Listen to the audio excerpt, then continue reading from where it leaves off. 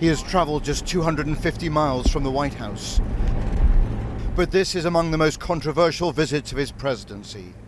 For in many quarters of this grieving community, in the suburbs of Pittsburgh, Donald Trump is simply not welcome.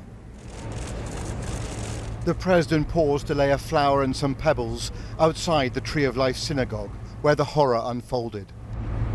He was accompanied not only by Melania, but also by his son-in-law Jared Kushner, an observant Jew, and his daughter Ivanka, who is a convert to Judaism. Words have meaning! Words! At a rally here this afternoon, many made clear their view that Trump has empowered an extremist, white supremacist fringe, one that may have encouraged the government's virulent anti-Semitism. You are not welcome in Pittsburgh! 7-1, contact, shots fired. The mass shooting was among the worst attacks against the Jewish community in American history.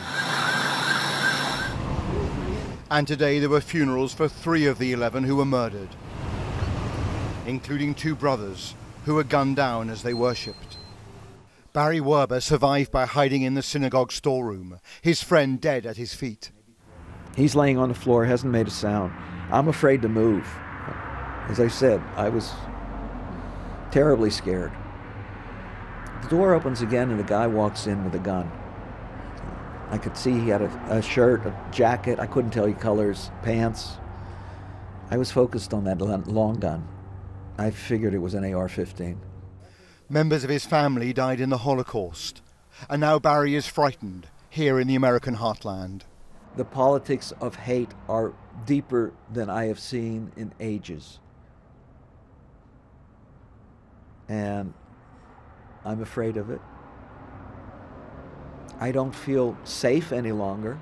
To the Jewish community, what happened here on Saturday morning was, of course, the most profound shock imaginable.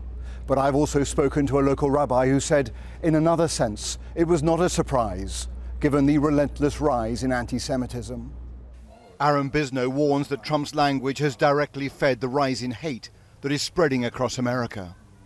We're seeing this happen around the globe, and certainly a turn to a nationalistic kind of talk, a jingoism, an America First notion that we should be fearful of the other, the stranger in our midst, the immigrant, the other. That kind of talk eventually leads to anti-Semitism. That seems to be an accusation directed at the Oval Office. Well, I think that the tenor of our political dialogue has certainly changed, given who's now in the Oval Office, and the way in which he uses veiled rhetoric and code words and winks and nods to tacitly approve or give affirmation to the worst instincts and most base passions that are within each of us. For American Jews, perhaps the single most shocking event was the Nazi-style rally in Virginia a year ago, which Trump failed to condemn in unambiguous terms. I think there's blame on both sides. And the president's newest self-description is adding to the alarm. You know what I am? I'm a nationalist, okay? I'm a